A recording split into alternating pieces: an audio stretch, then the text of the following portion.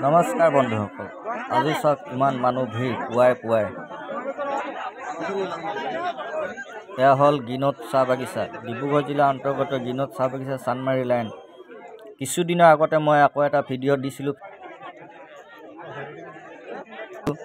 যিহেতু বাঘ ধৰা হৈছিল। আজি আকৌ এটা সেই একে স্থানতে আজি আকৌ এটা বাঘ পিঞ্জাবদ্ধ কৰা হ'ল।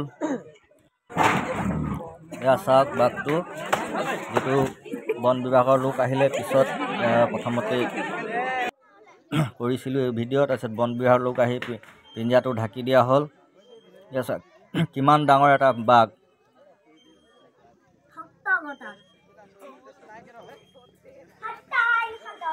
ইমান ডাঙৰ এটা বাঘ চাওক পিঞ্জাবদ্ধ কৰা হ'ল, কিমান ডাঙৰ চাওক।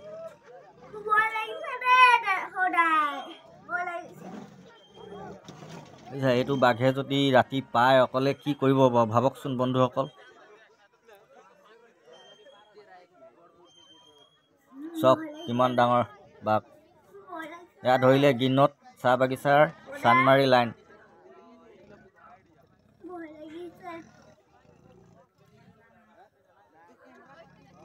চাওক ইমান ডাঙৰ বাঘটোৱে যদি হঠাৎ এটা ডাঙৰ মানুহ যদি বা হেৰিয়াক যদি গৰু ছাগলী কিবাও যদি পায় ৰাতি অকলে খোলা অৱস্থাত কি অৱস্থা কৰিব পাৰে চাওক বাৰু বাঘটোৱে।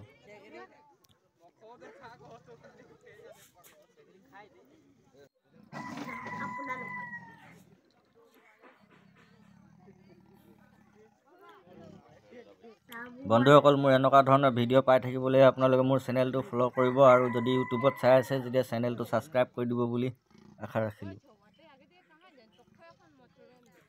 আজি পুৱাই গৈ দেখিলোঁ ইমান ডাঙৰ এটা বাঘ।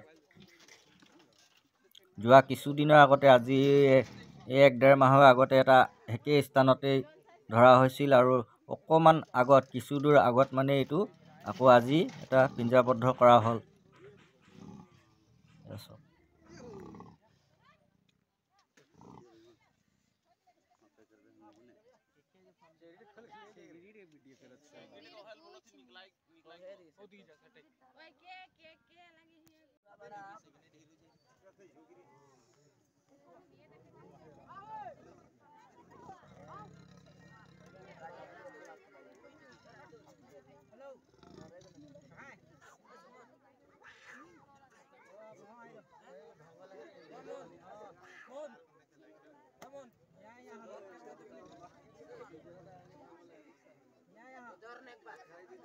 কিন্তু এই বাঘটা নিয়ে বসা